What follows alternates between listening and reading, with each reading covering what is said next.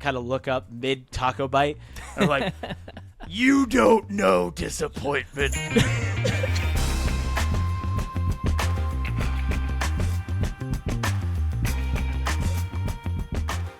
Do we have to talk about your race this weekend? We do have to talk about my race. People want to know. I don't want to. It is disappointing. It is heartbreaking. It was. I guess we should say, welcome, the Money Lap. It's a show, not just a podcast. I'm Parker Kligerman, joined as always by Landon, Cassill. We normally at this point would give you an intro. We will dive into some NASCAR Cup Series, some F1, a little IndyCar, even a tad bit of Bathurst at the end. But Landon, you mentioned it. We got to start with the most pressing thing. Before we ever even get in the PR lap, we got to talk about this weekend in the Xfinity race. Best 10 laps I ever drove in my life, man. Best ever, by far. Found something masterful. more. Appreciate it. It was a must-win position. We knew it coming in. Most likely we were going to have to be in that position. I did want to go for points at one point when I saw some others struggling and how fast we carved through the field in the stage one. But my crew chief, Patrick Donahue, engineer Cody McKenzie, they stuck to the plan of like, hey, if we flip these stages, we just keep putting ourselves in track position, we can win this race. And we got there. So they were right. Yeah. So we get that caution halfway through stage 3, right? We get the tires. My pit crew had their best pit stop in the 2 years I've been with them. Like, it was by far the best pit stop they've ever put down. It was so fast when they were dropping the jack on the left side. I was like, uh-oh, is there a problem? But nope, nailed it. Got out, got us to a position where we were going to be 8th, but then the car in front of me on the top pulled off.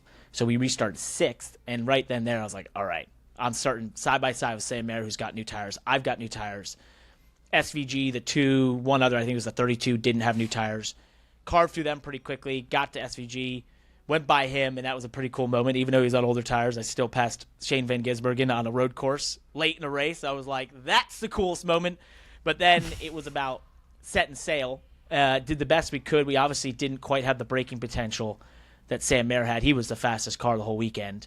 And but I was in there, and when I asked, I come on the radio of like 7 to go maybe.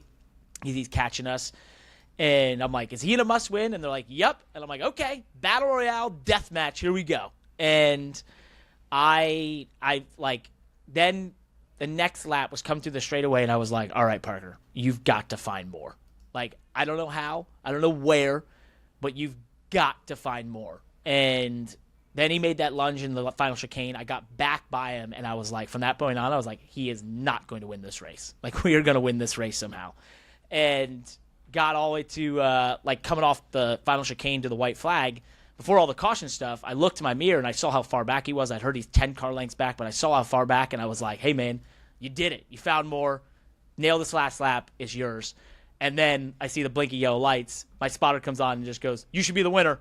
Keep the speed up. And I'm like, oh, my God. We did it. We did it. Wasn't to be, man. Wasn't to be. Wasn't to be.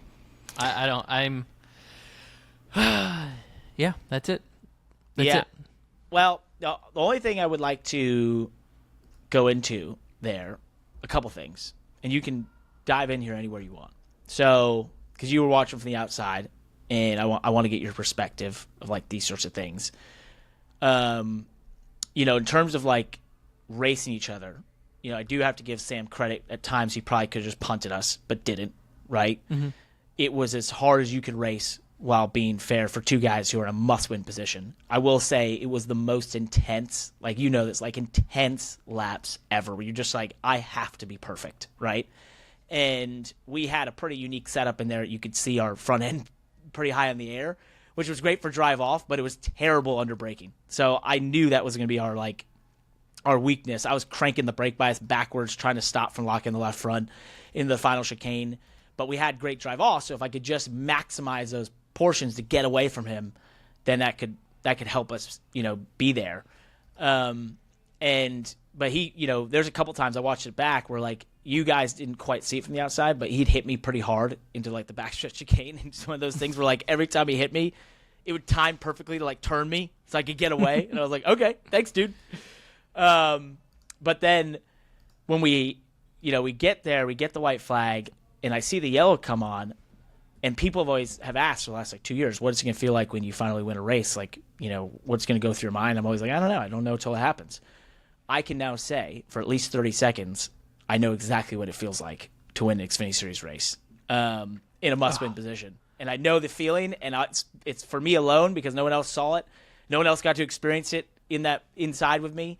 But I know what it feels like. And let me tell you, it's pretty good. But then, had to refocus. And still, I felt like that restart, we nailed it, that was a tough restart. I was curious. Choosing the outside on that restart, I thought was interesting, even though I think you guys have been doing it all day from the front row. But I don't know. I don't have. Did you think it was ballsy? Because I don't think my team agreed with me on that one, by the way. They wanted you to take the left lane? I think so. No one had quite said it, but I guess the conversation was wanting to take the left lane to protect. But my thing was the outside had such better drive off that I was like, if you take the inside, the outside guy has so much control as to pinch you on that inside curb that the last thing I wanted to happen was that I couldn't, he found a way to stay beside me and pinch me. And then the outside into 2 sets you up for 3. So I was like, as long as I can stay beside him, then I can beat him to 3, right? Mm-hmm. Yeah, so that's why I took it. I think it. I wanted to see the left lane because I thought of where the restart zone was located. You choose the left lane, and then the strategy is to basically clear them on the fire off. Because of how the restart zone, you have a left-hand turn sort of coming to the start-finish line, so you have a little bit of distance to gain on the guy on the right. I just think that there was too much room for error from the right-hand lane, even being the control car. I thought you choose a left lane, you've got the restart zone in that final chicane. You fire early, fire often. That's that's what you got to do. And it works when you have them cleared going into turn 1. Is the way that's how I had it played out in my head. And then you chose the right lane, and I was like, well, he's driving, not me. So that's what we're doing. And I know what you're saying. I don't know. Yeah. I mean that part of it is I was mentally checked out at that point. I'm glad you were plugged in and still racing, but I was mentally checked out at that point. You had won the race in my heart. and you had won the race not even because it was so close and the yellow flag, 6 feet before the start finish line. NASCAR should have thrown the yellow 20 seconds before they did. Yeah. So the whole as close as you were to the start finish line is really just for dramatic effect, in my opinion. It's not that they shouldn't have thrown the yellow, although it is so close to the start finish line that it's oh my gosh, if you would have run 0.2 faster a lap for the previous 3 laps, you would have made it, right? Yep. But I don't think NASCAR made the call they should have made. They just they made it 20 seconds too later than it originally should have been made. And it's just a bummer because I think you would have won the race had there not been a yellow. And I don't know. I don't know. It's an exciting race, an exciting track. I mean, you did a masterful job, incredible job. You talk about the one car, how good he was under braking. I mean, that was you could see that from TV. Was incredible. And sometimes it's not just the brakes, right? It's not that he's a better braker or brake package. That's just the car might have just had more grip on those short runs, right? So you can use everything. But I will say the last thing I'll say, and then we can move on this. I too questioned the strategy and wanted to see you go for points. And once again was just thoroughly impressed and applaud your team and their resolve and their desire to show up and win. And sometimes that is the mindset that brings the win, right? Is for Patrick to just be like, nope, I could race for points and we could kind of halfway through this thing. And then at the end of the race, try to go for a win or put it on our driver to make it through the field. And, but I appreciate the strategy moving forward, giving up those points, going for the win.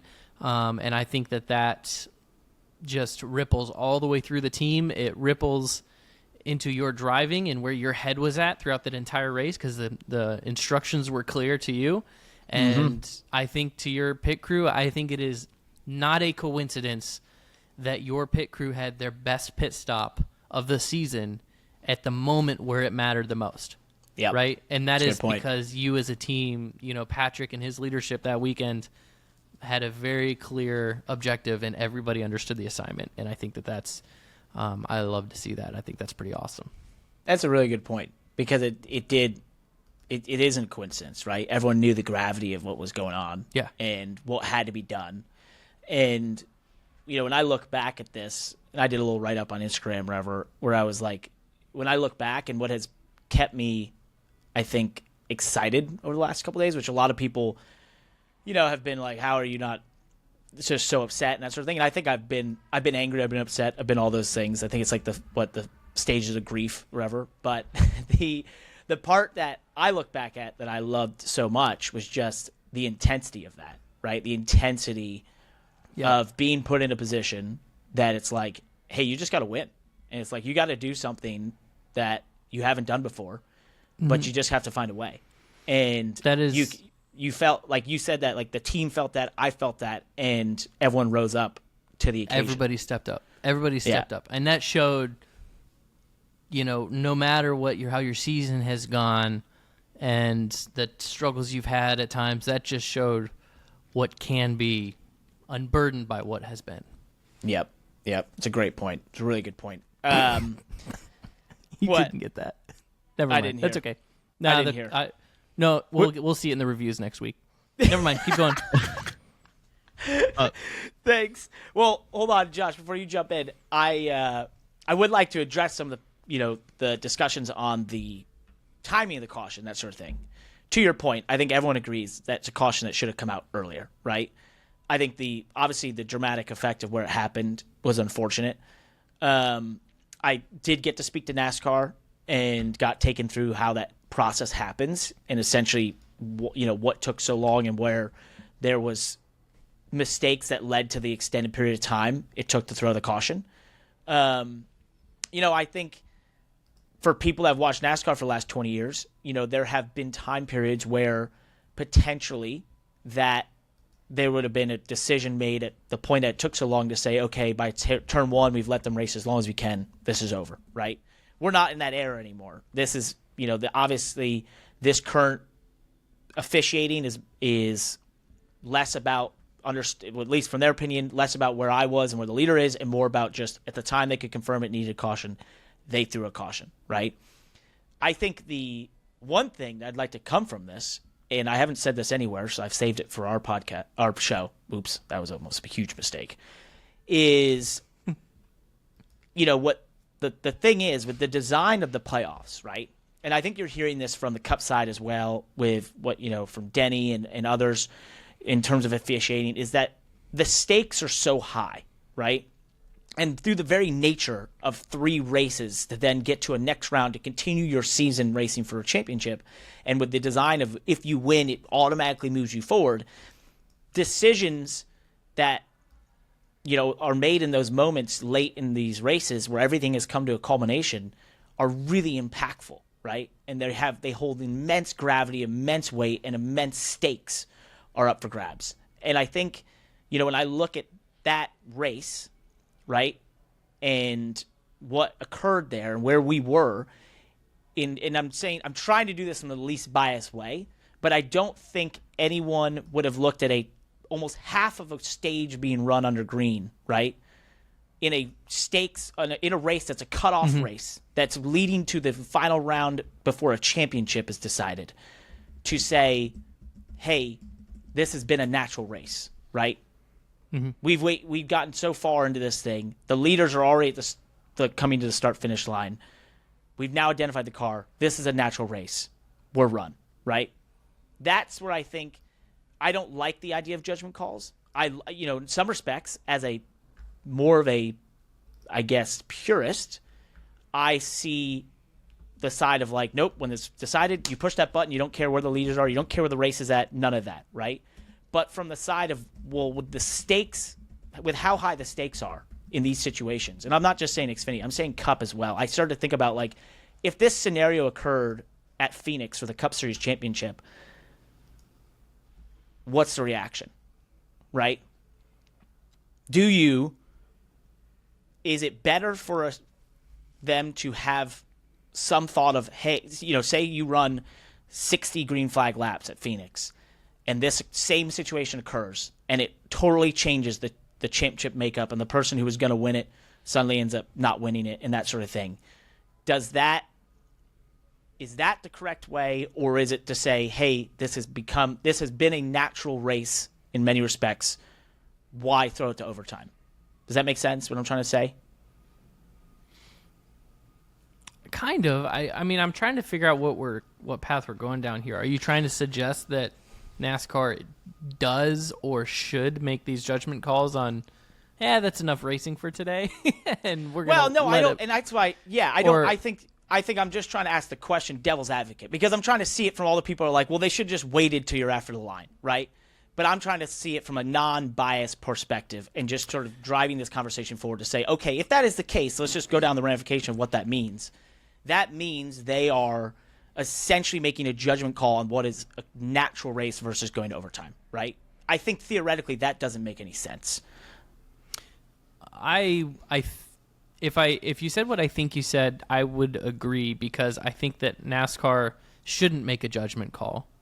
I think that I feel like NASCAR has done a good job in the past of saying, we want to see a green flag finish in every scenario, in every possible scenario. That's why they have Green-White-Checkers in the first place, overtime in the first place, right?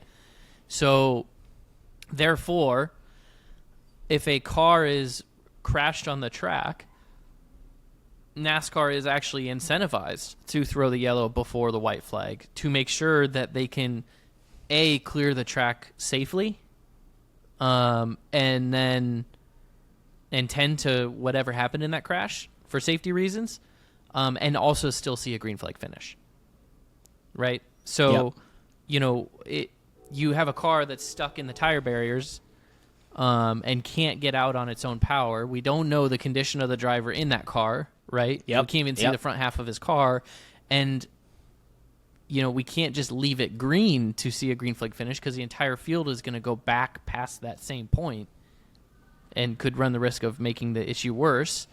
So the caution needed to be thrown. And if NASCAR follows this mantra, this idea that we want to see a green flag finish at all costs, then that would be, we need to throw a yellow flag before the white is displayed and the leader crosses the line, right? As soon as we see it. Yeah. So you're basically saying following that, it doesn't even technically it doesn't even matter where the leader is. It's just the second that they can throw a caution, they got to throw it. Basically, they should. Yeah. I mean, if nothing else, for the sole reason that there's a car stuck under a barrier. Absolutely. Right. I get that. And so where it just is messy is like it's like, why did it take them so long to identify the car? I don't know. I think that what you were talking about, where you started this thing, this train of thought, and this, I think you referenced Denny, and I'm not sure exactly what you're saying he said, but it's like, it seems like over time we have more and more of these judgment calls, and there's more complexities, and now that's continuous topics. I mean, we haven't even gotten into the PR lap yet, where I think one of our commenters loved hearing us talk, but also said something along the lines of, we talk too much about officiating, and that's totally understandable. I just want to point out to you and to Denny on this whole idea that, like, unfortunately, NASCAR over the years has not gotten any less complex. In fact, it's gotten more complex. The rule book is thicker. The procedures manual is thicker. There are more people in the tower than there's ever been. There's more people, so it's getting more complex, not less. And because of that, there are going to be more judgment calls, more scenarios have to be considered. And so it's not, those judgment calls aren't getting less frequent. Yeah, that's a great point. I think that historically, things that are judgment calls now were just probably no calls decades ago, right? They just weren't even addressed, weren't even looked at, weren't even considered. It's just they happened, and then they're just poof, it's gone. It's part of history. Where now it's like so many more things are accounted for and considered, and rules and memos and updates, and that's like the complexity of regulation, right? There's just more rules and regulations, which also requires more management and oversight. And I don't know. I don't know if that's a good thing or not. Yeah. If I ran NASCAR, I would be, probably pursuing less complexity, and maybe they are pursuing that, but well, I don't know. I think you said it well, and I think that's where I wanted to go with it. I don't know if I phrased it correctly at the beginning. I wasn't, and I want it to be clear, I was not arguing for like, hey, they should have waited to throw the yellow till I get past start finish line, that sort of thing. Nor do I, I was thinking of it from like, hey, for all the people I saw out there that wanted that to be the case, and I get, personally, like if the timing worked out like that, awesome, right? But it didn't, and that does look like a judgment call. They explained to me how it wasn't, right? I think the thing that is wild as a competitor and is frustrating is obviously the stakes are so high, is what I was trying to to bring light to, which is what Denny and a couple others have talked about, which is that you have a design of this that creates it already a ton of drama, right? And the stakes cannot be higher when you're talking about continuing your ability to race for a championship versus not, right? Which is what you work for all season. And so that's where I just wanted to get it out there to say, like, hey, for those that think that should become a judgment call, if it does, you're opening up even more issues than just, hey, to your point, we aim for green flag finishes. That's the protocol. If it happens, great. If it doesn't, that's unfortunate. But our game is to have green flag finishes. And I think you and I have been very consistent about that on this podcast in saying we want green white checkers and that sort of thing, because especially as viewers, as a competitor, they kind of, in my position, they kind of suck. But if it had gone the other way and I won the race, I'd be like, it was great. Thanks. But as a viewer, it is funny we're that like, you point hey, that out. It's awesome. It's funny that you point that out because, 2 weeks ago or a week ago on this show, I think I said something about, I want to see green white checkered as a fan. It's more exciting. And I was a 100% fanboy on Saturday that did not want to see a green white checkered. I was thinking about it after when I was like, hey, we want green white checkers because we don't have to pay for the wrecked cars, so let's do it. I was like, wait a second, I think I would have paid. I'll take it back. I swear. I don't know what it would cost to take it back, but I would chip in for that. Well, I know Josh wants to chime in here with some questions he had, but before Josh, I'd just like to say, thank you to everyone, obviously, for all the messages, support, meant the world. We put up a hell of an effort. I take solace in that, and we did all we could. And if I could have done a little better job on the green white checker, maybe we'd be sitting here not even debating the outcome. But is what it is. All right, Josh. So, one last thing on that last thing. I think it's just for my side is the consistency. That's like all I ask for out of officiating, and that is like, as someone who's done it very limitedly on sim racing events, I am nowhere near the same caliber as that. It's an impossible goal to achieve. It just feels like from one week to the next, you don't know what is going to be a caution, what isn't going to be a caution, stuff like that. So it's like we all agree that it was a caution. It was just a matter of when that timing was thrown. So I think as a fan, I just want something consistent, and that's all I ask for. And if I know it, if I can expect it, then it feels fair. So yeah. But as you were saying, I went online. I saw a bunch of people talking about this. You were the talk of the town on Saturday. Congratulations. So flattering. I'm Hopefully pretty more sure you people got- listen to our pod. I think you got show. more. Damn it. Show. I think you got more mentions than the winner did. So congratulations. I saw we were trending on Twitter for a while, which is very flattering. There you go.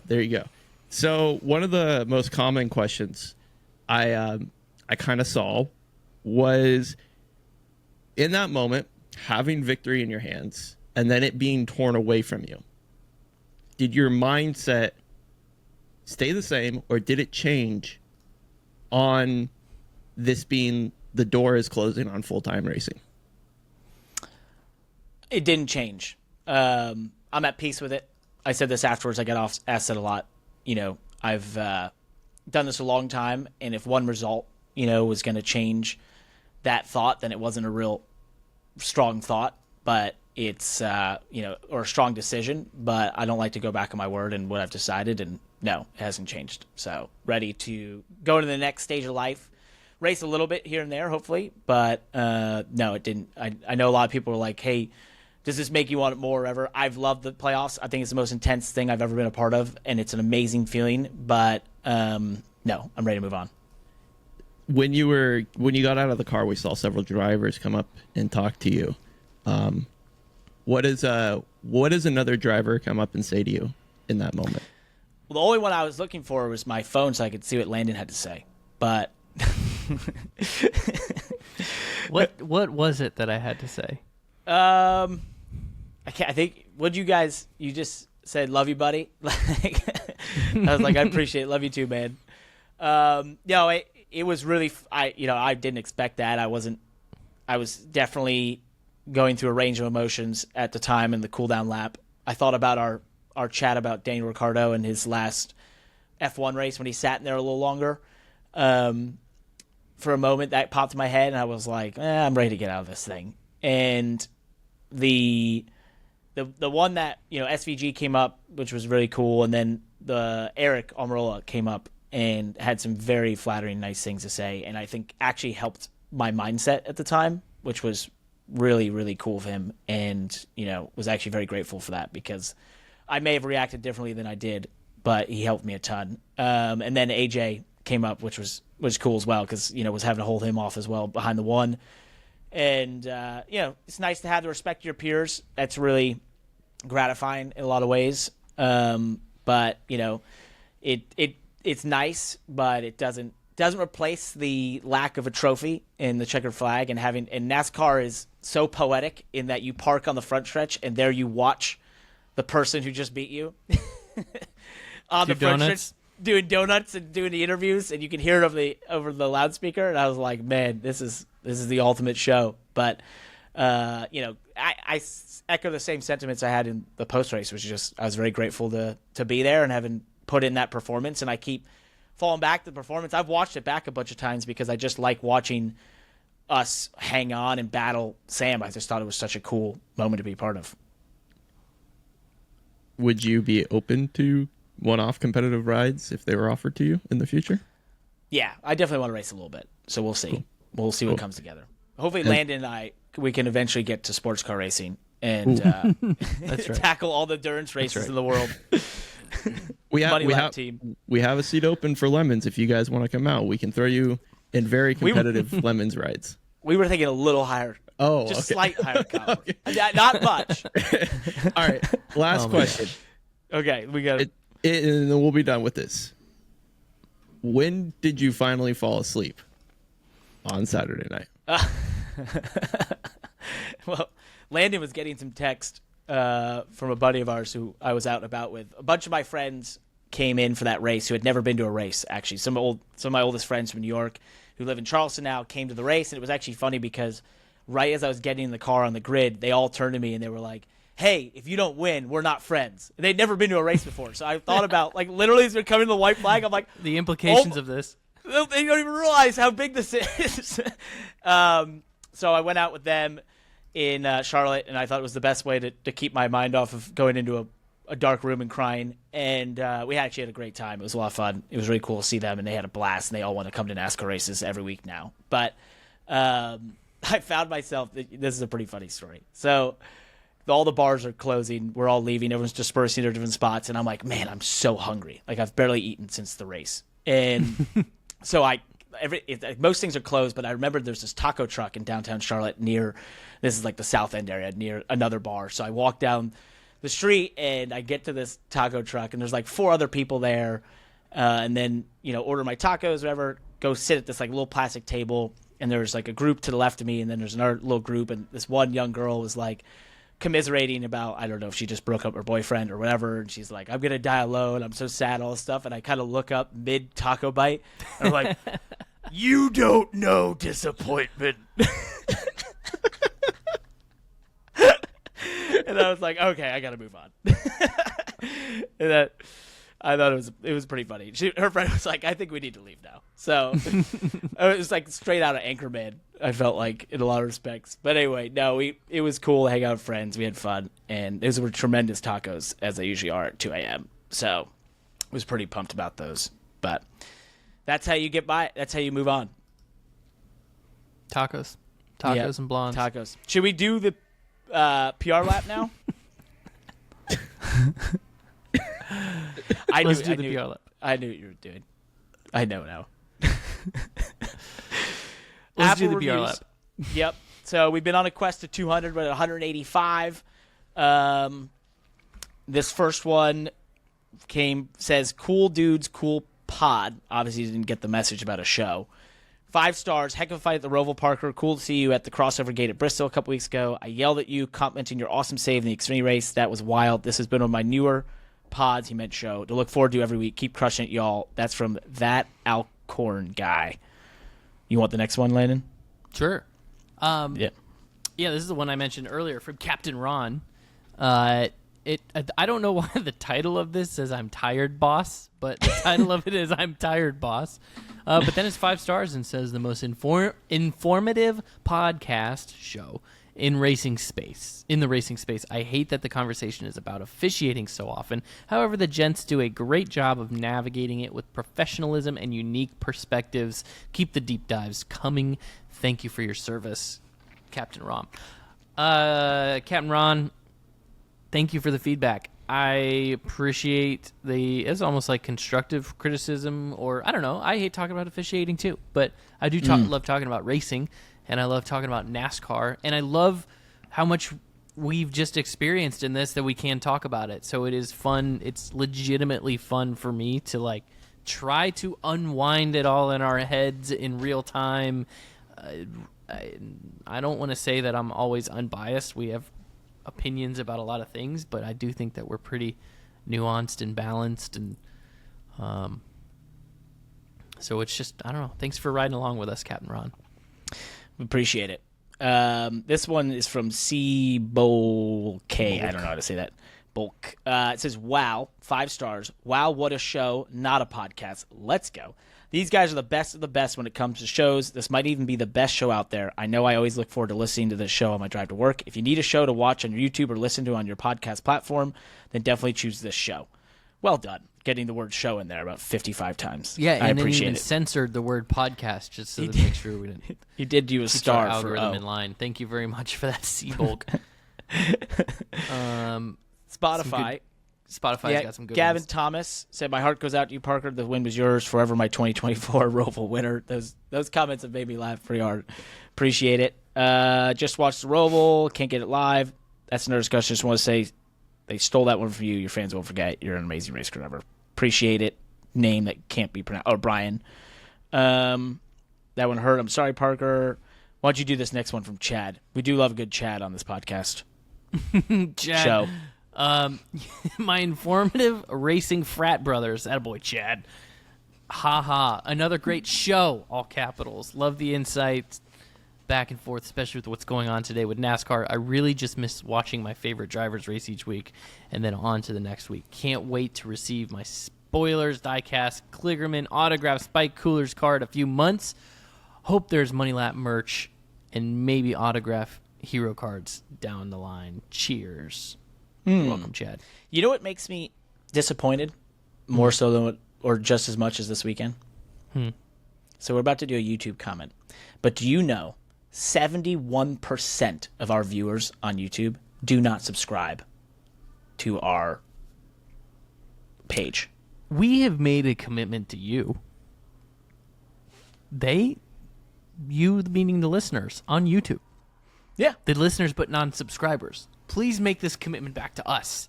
That's all and we ask. subscribe so that you get those notifications. So that you know when it's coming. So that it's at the top of your feed.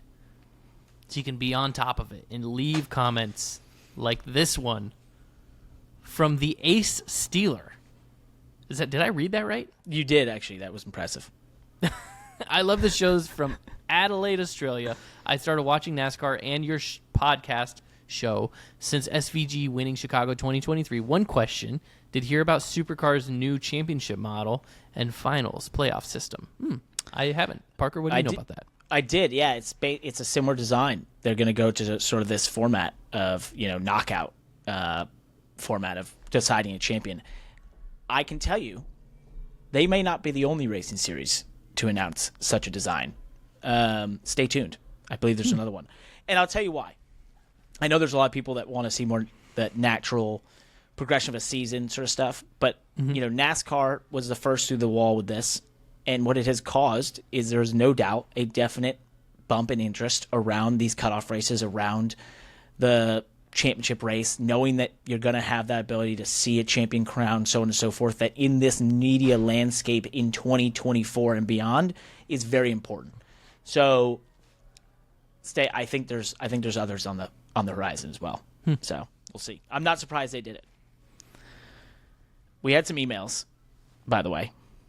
Which these are so hard to read because Josh puts them so small. This one, I'm not going to read the whole thing, but if you remember when I lost my fourth gear at Watkins Glen, we got an email from my fourth gear, or third gear. This one is from Yellow Flag, late Yellow Flag. Hang on a second before you read this one.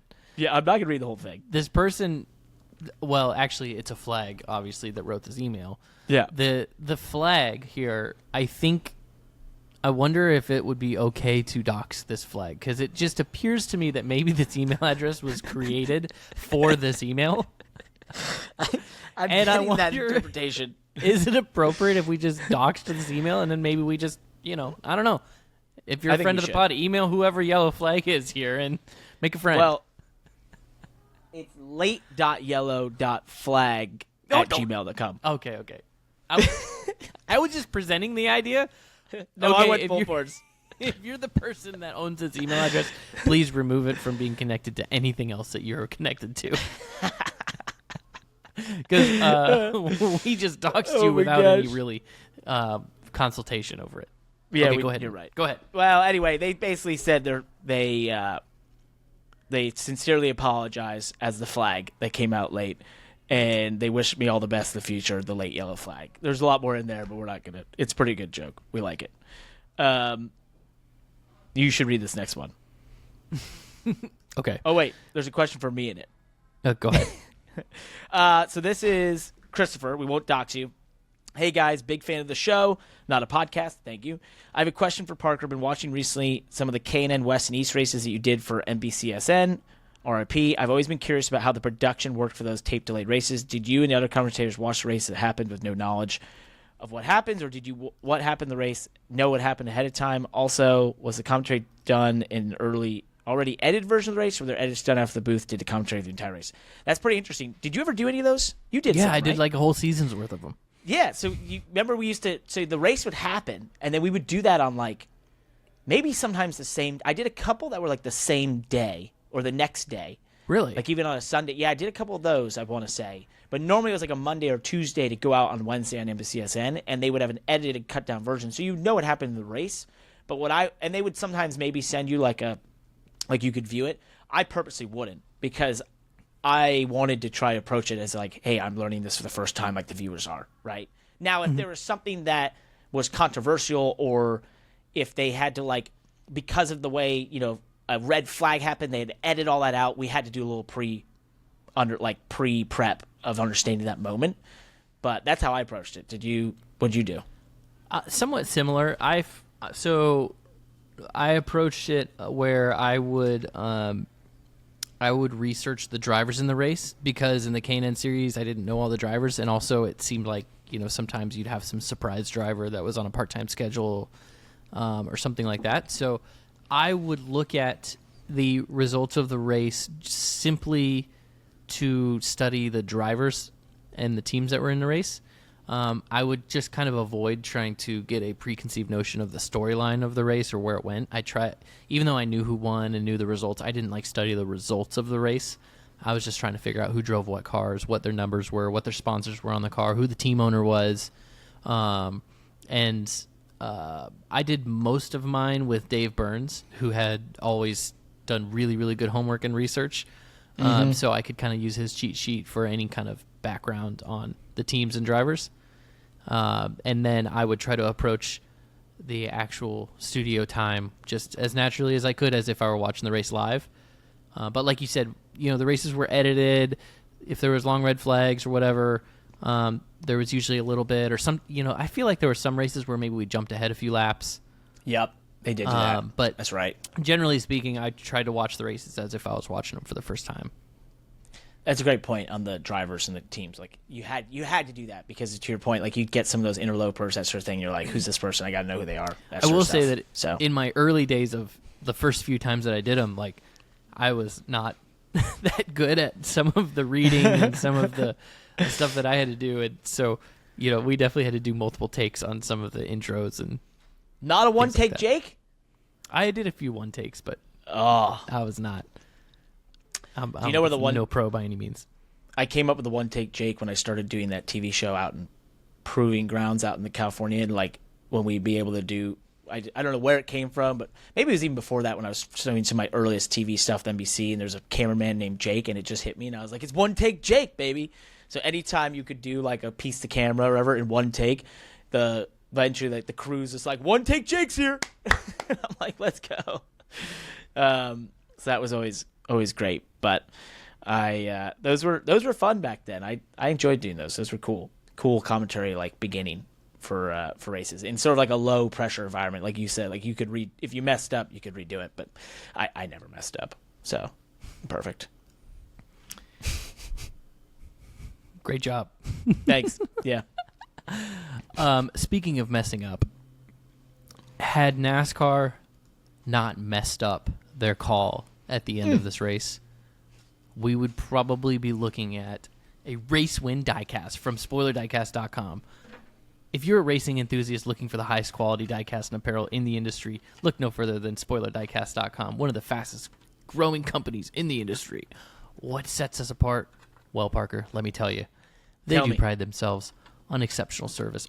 All their orders ship same or next day, ensuring you get your hands on your favorite products in no time. And the best part? They have free shipping on orders over $20. That's right.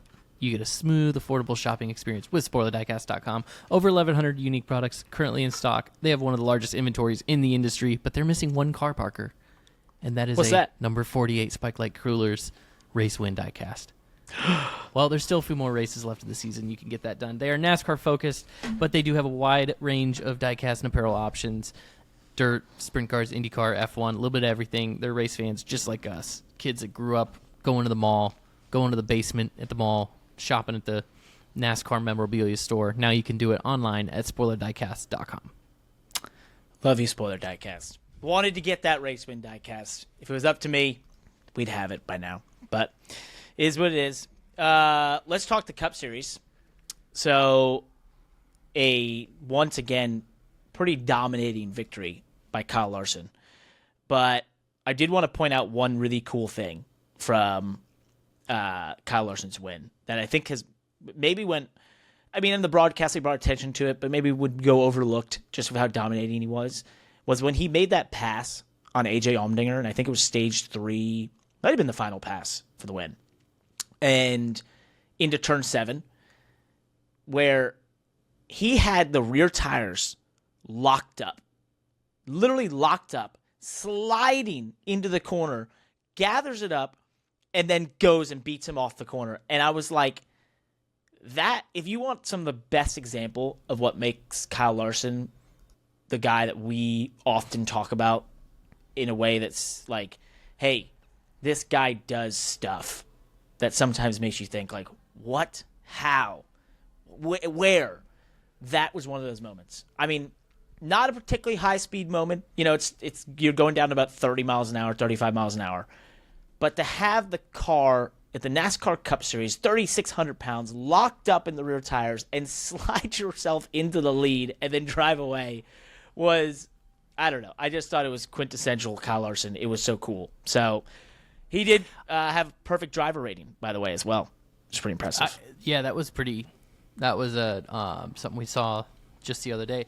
A conversation I had with somebody that was kind of an interesting thought on Larson. He every driver in the field, even the greatest of greats, they have their good days, they have their bad days. They don't, all just because you're the greatest doesn't mean you win every race. He's just as capable of running 15th as anybody on a bad day. And he's just as capable of turning it around and digging in and making something out of nothing, like all the good greats are. And all the good greats are capable of a dominant day too. But lately, the thing that is just so crazy about Larson right now is when they hit everything right with him, and he wins a race or has a dominant day. It doesn't matter what type of track, so it's not like Hendrick just has some specific package that they're really good at or whatever. With that team, it's nobody's within a half second. Yep. Like, we just saw it at Bristol. We've seen it before with him. We saw it at the Roval road course, totally different track, with a car that is more competitive than we've ever seen in the Cup Series, right? Tighter fields than we ever seen in the Cup Series, where every 10th, like, how many short tracks have we seen where a 10th separates 30 cars, right, in qualifying and practice speeds and in-race speeds? But that 5 team, when they hit it just right with Kyle Larson, that's the field is not even close. Not even 3/10. Yep. I mean, that's what's kind of amazing to see sometimes. He may not be the champion. I mean, it seems like they're timing it just right, and they're peaking at the right time. So he might be, it. But that's just, that's what I notice with him sometimes. It's lately. A great point. And that team just rises up. And Cliff Daniels told me a couple months ago, he was like, what's so good about this race team is we're so process-oriented that he's like, when we can't get pushed off our process too far because we're just so locked in on it. And therefore, I think it's a great example of in this next-gen era, to your point, like when they're with their process and when things align, they're not a little bit faster. They're dominating. And to put to that point, I just mentioned it before you said there, he got a perfect driver rating, which is a metric we haven't talked about in a long time because it's kind of gone to the wayside these days. Because I believe this driver rating was something that NASCAR had for years and the results and that sort of stuff. And I always felt like it too heavily weighted on result versus performance. But in the next-gen era, there's only been 3 perfect driver ratings. It was Larson at Homestead 2022, Martin Truex Jr. at Loudon 2023, and Larson at the Charlotte Roval in 24. At Bristol, he had a 149.7. No idea how that works, but maybe it was because he's caught in traffic more there or something, which slowed his speed, which affected the metric. But it's a nice, at least in this version, he was. It shows how dominant, and he was as dominant as you think he was. So, let's talk about quickly track limits. They had them this past weekend, obviously with the last chicane being the place that was most open to violations. Before for us in the Xfinity Series and on Saturday, we had massive blue curbs on the inside of the red and white curbs. The rule was pretty simple from the start of the week. That was like, hey, if your left sides are not touching those red and white curbing, that's a cut. You may be assessed a penalty.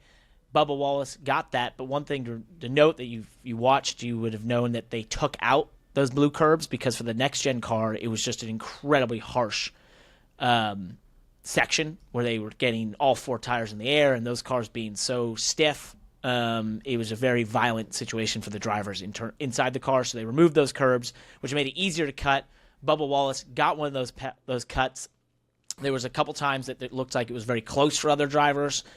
It does mean NASCAR had track limits, which is unfortunate, but I will let this one go, and we've been pretty consistent about this. We've been pretty consistent that track limits, in terms of making the track shorter, make total sense. It's just on the exits that I get angry. That's where I'll end on it. Do you have any opinion? I mean, the track limits on tracks where it makes the track shorter is only slightly more sensible than the other way around. I'm not fully excusing it. You didn't like it. You don't like that. No, I don't like it. Yeah, I'm I still don't like opinion. There's probably a way to just design it that you can't go there. Yeah, just put bigger turtles. Didn't they remove turtles for the Sunday. But they race. removed turtles because you can run over the turtles and still be in track limits. So then that was the fastest way to get through the chicane was to run over the turtles, which the drivers were doing every lap, and it was knocking them around too much. I'm supportive of that, but it's like, I don't know, just make it to where you either are within track limits and running a legal lap, or you're hitting something that breaks your car. Now, what if you hit it from the other way? That's the problem. What do you mean? Well, I'm just imagining, say they even put a tire barrier there, right? The only problem with that is that if you got shoved off the track or spun out and hit that tire barrier from behind it, right? You know what I'm saying? I don't know. I mean, it's like maybe you have a level of turtles that are part of the curbing, right? And then the turtles escalate a little bit higher yet, and make it to where it's just like if you hit that second level of turtles, you're going slower, or you're wiping the something underneath your car. Yeah. Well, so Josh said put a spike strip, but what's so funny in our chat is, Josh, before you wrote that, I literally, before I looked at it, thought, we'll put a spike strip there. Yeah. Just cut your tire.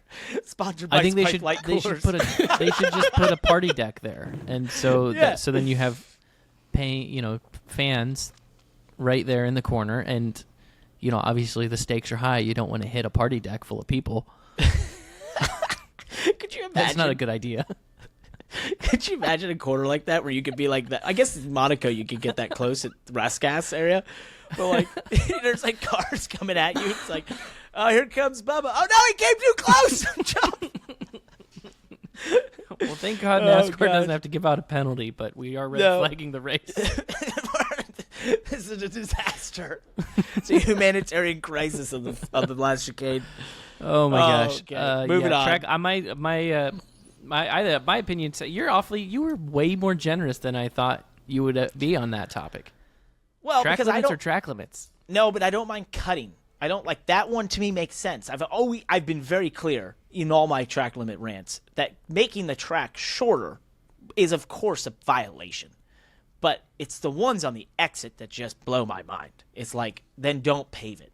Don't make it grippable enough that it makes more I don't know. lap time. They didn't penalize Dale Earnhardt when he ran through the dirt in Riverside. Did they? No. The actual pass through the grass? Not the the actual other pass one. through the grass. That was pretty heroic. I wonder if I guess in that one, he did run through the grass, which would be a looser surface. So, if you can go faster through there, more power to you. I think now you wouldn't have any underside. It's one of those things where it's just you got to do what you got to do. I get it. I don't, I'm probably being unreasonable here, and I understand that. It's just I just don't like it. I don't like that it's I don't know, it was a good race and, excitement here, and then I got to see some Twitter post of a picture of William Byron and then a picture of Bubba Wallace and here comes Baines, and it's just I hate track limits. Off of that, I hate track limits. Off of that, I do have to ask your guys' opinion. Do you feel like it was called consistently, or do you feel like... Did you not just listen to what I said, Josh? He just basically said he doesn't... I don't care. I don't care. Okay. Bubba's was pretty obvious. Williams had room for interpretation. That's the part that sucks about track limits. NASCAR made the call. The race is over. Yeah. Track limits are stupid. They suck because it forces a decision to be made, an interpretation of some stupid rule, of an arbitrary line. It sucks. So, right. All because we have to pave every track because we don't build them on a natural environment anymore. Everything is engineered and designed perfectly for drainage and water and blah, blah, blah, blah, blah, blah, blah, blah. And, I don't know. Take me back. Track limits suck. That's what we've come to do. Let's talk about some heroic driving. Bubba Wallace's teammate, Tyler Reddick, wins the stage, then has to come back to the field, gets involved in an incident down turn 7, actually hops over the wheel of his team owner, Denny Hamlin, which, talk about the poetry of NASCAR. Of course, the car he hits is his team owner. It damages the car. They're able to fix it to some degree, but then listening to Billy Scott, his crew chief, this week talk about it, they actually discovered the car was far more damaged than they could even realize in terms of the clip, and maybe some suspension was coming apart. And so he actually then at the end of the race was in a battle of having to find a point here and a point there and pass as many cars as he could. And he did that to get into the next round with a broken car. I mean, that's just like, that's a guy, and this is what the playoffs do. It creates moments for something heroic to happen or devastating. But he put that car on his back and found a way. And I thought that was pretty cool. Pretty impressive drive. So, yeah. Broken he was car. one of my picks to win Sunday, and it was for that reason, but unfortunately. Yeah, he's pretty stout. That guy, when he's on it, he's on it. I saw him after qualifying and everything, and he's always had it in him. I'm not trying to take anything away from him. He's always had it in him, but he was one of the original Josh Wise projects when it came to road course racing, developing the Josh Wise system of driving, which is, used by many of the Chevy drivers, if not all of the Chevy drivers right now. Tyler was one of the original students of that program. And I can't help but to think that you really set the stage for the rest of Tyler's career, right? And that goes towards not just him on a road course, right? Because that success started while he was still driving a Chevrolet, but also what he does and the techniques he uses, at Homestead and, some of these little niche-y type of skills that he seems to have. Those aren't by accident. They're not just some natural, thing. These are things that Tyler has been training for and working on for years. And I think that we're just seeing the continued benefits of it in his performance, and then really the compounding effects, because I think he's only getting better. I'd agree with that. And I know he was a part of that, initial crafting of that program, and then also having been at RCR and talked to a lot of people that worked with him at that period of time where he really started to hone those road course skills after his first Cup season, so much so he went on to win road courses. He put in an immense amount of work, and they were a part of that as well. So, more power to him. It's stuck, and he continues to show that every time they go to a road course.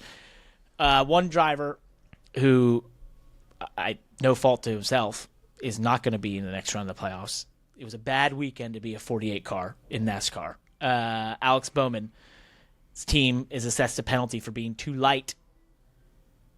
Too light, did not make minimum weight after the race, and he is now not in the next round of the playoffs. Big shame, because that guy rose up, speaking of performances, in the playoffs. He did. He showed up. I had some thoughts on this that I kind of wanted to just run through on the show. Be my guest. But I also want to, sort of pick a direction on them, because I don't want to be unfair to Hendrick. So he got penalized for being too light, right? And just so everybody understands, maybe we'll set the table here first. The car gets weighed without the driver before and after the race. Now, I think that NASCAR has a bit of a tolerance on what they're allowed to do, or what they account for in terms of fluids and things like that. But they do put fuel back in the cars, so they weigh them full of fuel before and after the race. I think he was. Did somebody say maybe 17 pounds too light? No, I believe it was more than 17, because 17 is the tolerance. More than 17. Now, is there a potential? Were there some photos or something? A potential that a piece of ballast came out of the car on track? So there was something that came when he jumped that curb and flew 4 tires in the air and then hit the wall. There was something that came off his car. Now, was it a piece of carbon or something of more weight? I think that was discussed. Right. I feel like if it was ballast, NASCAR would have found it, and that there would also be a penalty for that. Yes, 100%. I think that's why for Hendrick there was no appeal, because that was not, it turned out that was not a thing, right? It wasn't anything of weight. So we don't think it was that ballast? No. Okay. So let me just run through something for you all. And this is what teams do and attempt to do regularly, some more than others, some more successfully than others. There is a lot of time between when you initially weigh the car before the race push the car to pit road. Driver buckles into the car. People have their hands on the car. People have access to the car. Then you race the car. And then after the race, people have access to the car a little bit more limited, a little bit more strict, especially if you know you're getting inspected. But there's still people that have access to the car, pushing the car through the garage, and then weighed again. There's a lot of hands that touch the car. And these teams are very good at identifying knickknacks and things on the car and in the car that they can have in the car when they weigh it, come out of the car to be raced without, and then make it back into the car in time to get weighed the second time. Right? And so it's very interesting. It was interesting to me that they did not appeal this penalty, because it would not surprise me one bit if there was a process in place that just didn't get done on Hendrick's side. And that, or any team. I shouldn't, it's not unfair for me to even mention their name other than they're the ones that got DQ'd. It would not surprise me one bit if there was a 10-pound piece of something that is designed to be on the car when it gets initially weighed, come out of the car, not be on the car in the race, and then didn't make it back to the car for final weigh-in, which then resulted in them being light. I saw a lot of tweets and stuff and a lot of people asking, how did this happen? How does a car get lighter, right? And that's the reason I explained all that is because that's how, right? Because they want it to be lighter. They want it to be lighter in the race. The only way to do that is to remove things, put them back. It's sleight of hand. It is literally David Blaine, sleight of hand, on pit road, before and after the race. I've witnessed it happen on teams that I've driven for. I've partaked in it myself. I was gonna say, I was like I'm gonna let him go here himself, but if I gotta just gonna let me roll here. I've partaked in it myself. I've seen it happen. Every ounce matters at that level, especially with how close these cars are. Right, 10 pounds of weight is a couple hundredths of a second a lap in the simulator. Trust me. Right? And you're just talking about inches and inches and inches and feet, right, on the racetrack over the course of a run, and tire degradation and all of the things. So it's just that stuff. That's the racer and the race fan in me. I love that stuff. That's the stuff I want to share on this show. Yep. And it's no denigration of Hendrick's character even, and to be honest with you, that may not even be what happened in this scenario. Who knows? It could have been something that flew off the car, and that weighed 10 or 15 or 20 pounds. But they could have just cut it so close, Landon. They could have just cut it so close. Just cut it so close. But it just used more oil than usual. But yeah, that stuff is so interesting to me, and yes, it is real. So I don't care what any of those teams say in the media or publicly or whatever. Those car chiefs and crew chiefs and team members are every day looking for ways to shed weight for that car during the race and then get it back on the car in time to go over the scales. Well, unfortunate for Alex and the 48 team because they were doing a great job. They were one of the highest performing cars, definitely the most points scored in the first round of the playoffs, and were doing a great job in the second round, and their playoff run comes to an end. But, if someone asked me, what do you feel like if you're Alex? And I was like, well, for him, he did what he was asked. He performed. It's he did a good job.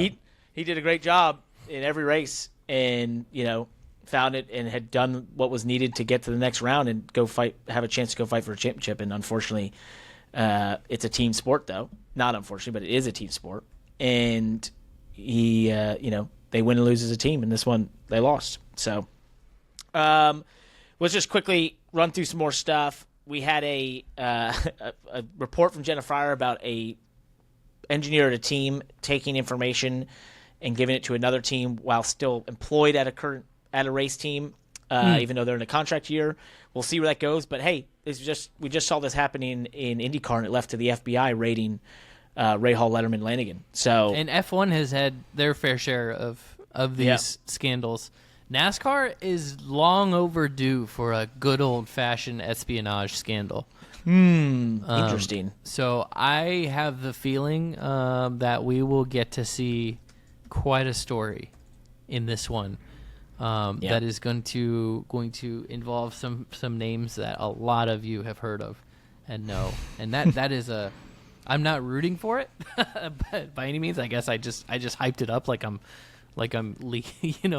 shedding light on the next season of Game of Thrones. But Tune in.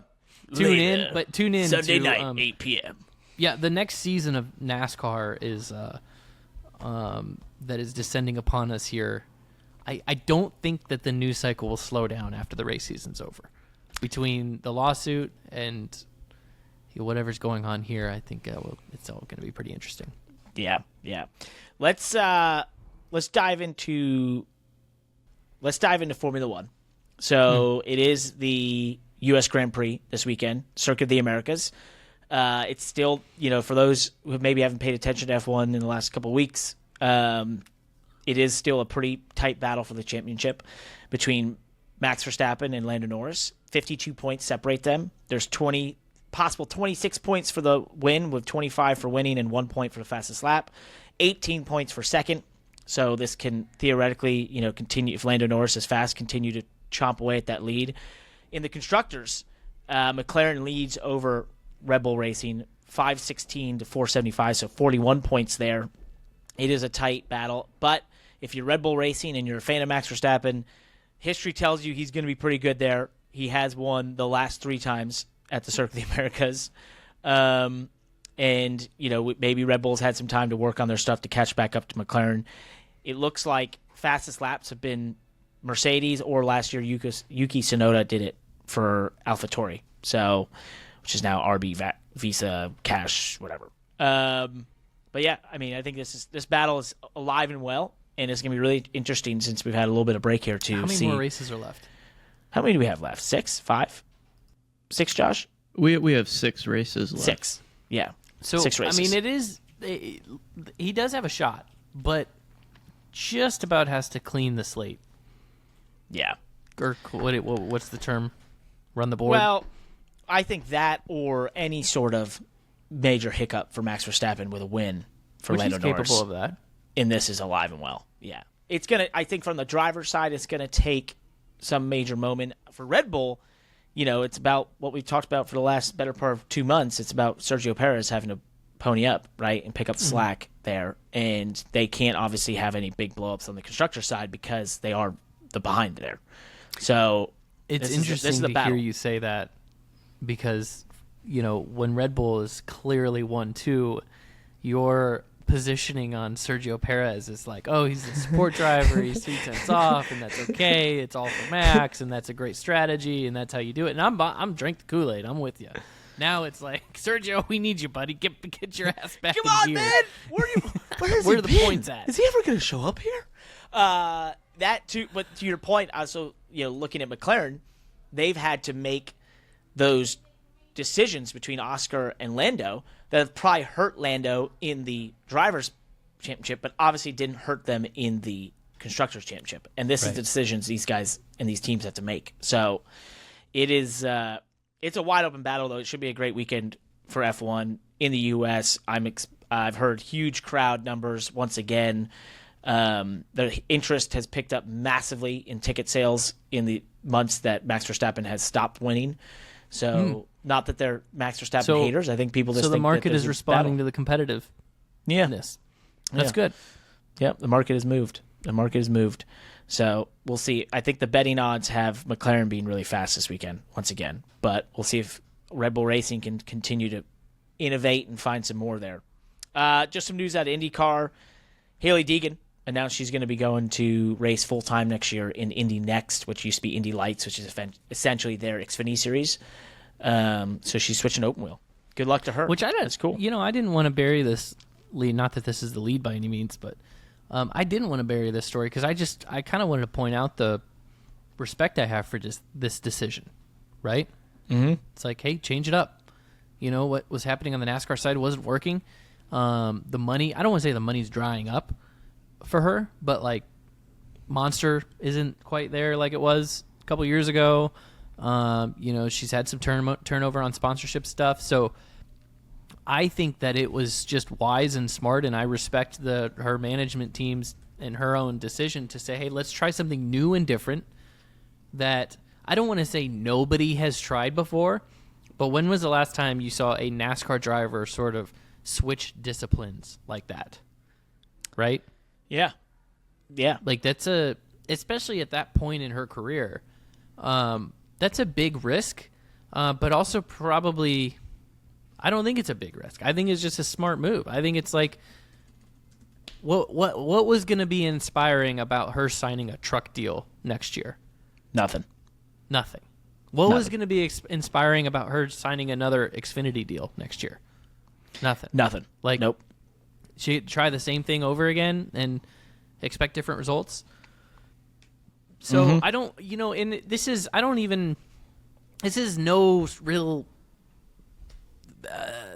no comment on my opinion and I'm not asking for anybody's opinion on what they think of her as a driver, right? This has nothing to do with she sucked or whatever you think of her, right? I think it's just like, hey, she ran trucks for a couple years, she ran Xfinity, it just didn't work out, but she's an extremely valuable marketing property, right? Yep. And so switch it up, try something different. So good for her, good for her team, good for the people that are funding it, to give it a try. I hope she's successful. I think it's cool, and I actually did an Indy Lights test when Swan Racing folded in September of that year, and thought about doing a similar switch. But at the time, and I actually got very close to a deal in a really top car that required very little budget from me, but at the same time, there was a truck opportunity that was going to pay me, and I made the decision to get paid as opposed to having to pay at the time for that one. Or try to put the budget together, that sort of stuff. And so, in retrospect, I wish I did both. I wish I tried to do both that year. That would have been really cool. I didn't, but I applaud her. It's going to be a large undertaking, a huge difference to what she's driven, but you know what? Why not do something different, shake it up? There's a lot of momentum in the open wheel side. There's, there's avenues that could lead to being a part of the F1 Academy, possibly, that sort of thing. So Indy 500.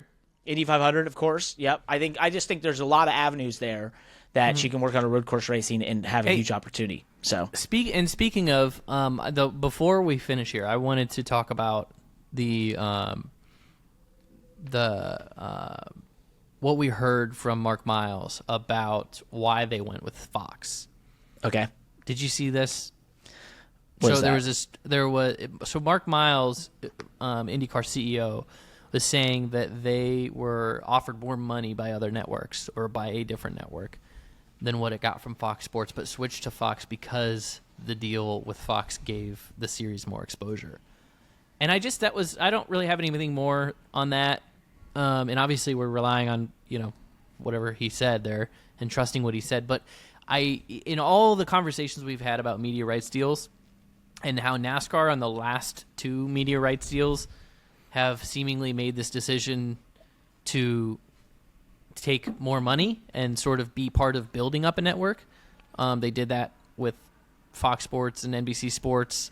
And then they're kind of doing it again with this new media rights deal. They went with the more money and are, trying to build up or be part of the build up of Amazon and, obviously CW on the Xfinity side. I think it's interesting that maybe IndyCar kind of is going a different direction and saying, hey, we're taking less money, but we're going to maintain, we need some exposure, right? We want eyeballs. And so I just think that for those listening that follow racing and plan to follow racing for a long time, just plant that in your head and remember that.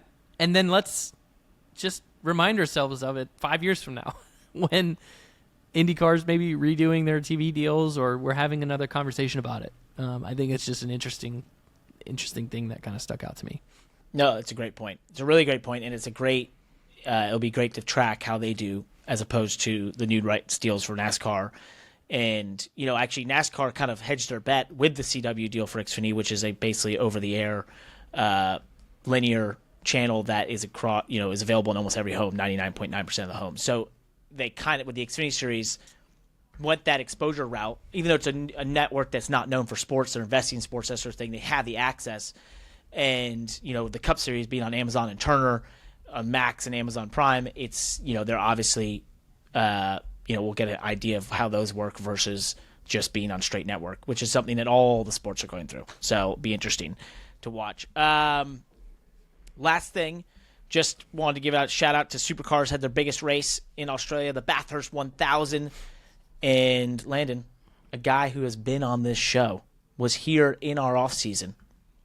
Brody Kostecki won it. Him and Todd Hazelwood dominated. It was a bit of a not the best show. They had wrecked a ton of cars in practice, which then I asked SVG. I was like, hey, man, what's going on there? He's like, well, they have a really hard tire, so the cars are really hard to drive. But I guess, which they went that route because they were all saving tires the year before. And what that led to, though, is in the race, people just backed it down, and therefore they weren't pushing as hard. And because the cars were so hard to drive, or the tire was so hard, it resulted in not the most compelling of races. So interesting. Yeah. That's why. Can I at least point out, and we can add this to the docket for next week, but that is a interesting use of words, because us drivers always want the cars to be hard to drive. They need to be hard to drive. But maybe that's not what we mean. It's a different type of hard to drive, I guess. It's a different type of hard. Yeah. Yeah. So Interesting point. Thanks. Yeah. I know. I get what's going on here. People, you know what? This guy, he's unbelievable. He just finds a way to just bother me. I can't even say this. I can't take any more disappointment this week, Landon. Do you know what we've just done? Did we go over on time again? We have. Kyle Busch is sitting there, waiting patiently. I just can't take this level of disappointment at the moment. So, you know what? We're sorry, buddy. We will make it happen next week. I hope you understand. It's been a tough week. But thank you all for watching, listening. That's the Money Lap. Peace. Thanks for listening or watching. If you want to be heard on this show, go to moneylap.com to leave us a voicemail. Be funny, be irreverent, or be insightful, but don't be dumb. If you're watching on YouTube, please like, comment, and subscribe. That helps us grow. And if you're listening, please leave us a 5-star review to be featured on this show. Follow us on X, Instagram, Facebook, and TikTok. We'll see you there.